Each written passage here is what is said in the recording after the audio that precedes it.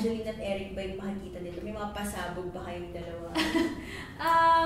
Siyempre naman, hindi naman po mawawala yun.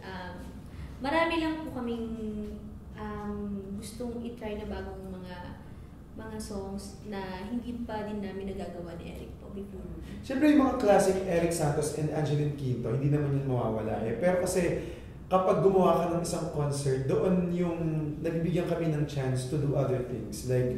Like ako na, kapag R&B ako, na hindi ko usual na ginagawa,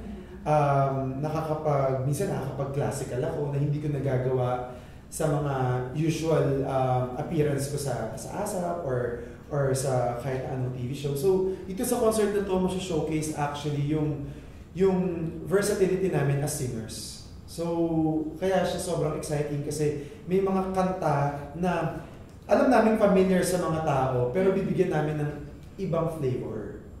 With the help of our musical director, Mr. Homer Flores, of course.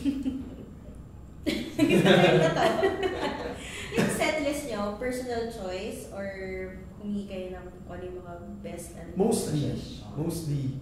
Pero syempre, it's a team effort yan eh. Kumbaga, nagkaroon muna kami ng brainstorming.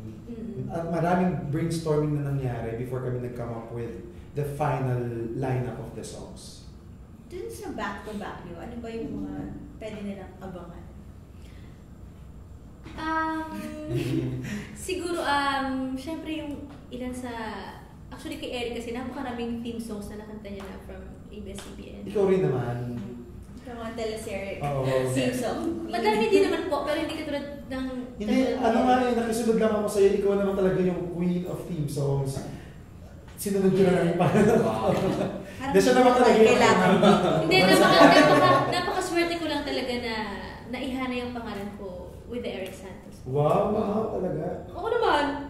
Ayoko na. Hindi, ako sobrang excited ako sa concert nito kasi syempre dami ko na rin namang nakaduet na female artist in the past.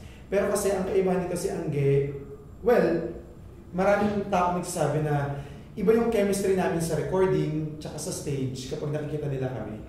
So nasubukan namin yan when we do concerts together sa abroad, ganyan. Ang dami namin nagtatanong bakit hindi namin siya gawing concert major concert sa Manila.